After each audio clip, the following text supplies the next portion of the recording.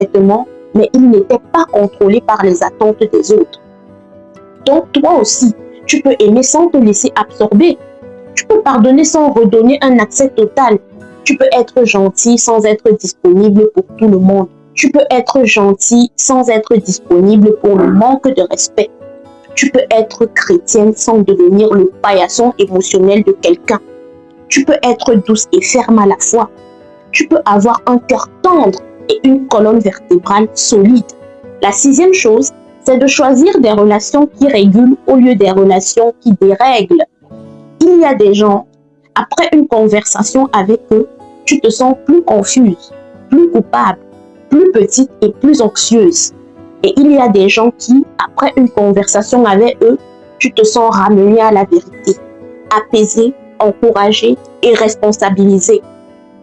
Dans un processus de guérison, il faut faire très attention à ton entourage parce qu'on ne guérit pas bien dans un environnement qui nous maintient dans la blessure. Et parfois, Dieu répond à ta prière par des personnes saines, un ami sage, une sœur dans la foi, un thérapeute, un pasteur équilibré, un médecin, une personne qui t'écoute sans t'écraser. Mais il faut aussi avoir l'humilité de recevoir de l'aide. Parce que parfois, quand on a été blessé, on veut guérir seul pour ne dépendre de personne. On dit, je vais gérer. Mais Dieu nous a créés relationnels. La blessure est souvent arrivée dans la relation et la guérison passe souvent aussi par des relations sécurisantes. La septième chose, c'est d'accepter que pardonner ne veut pas dire nier.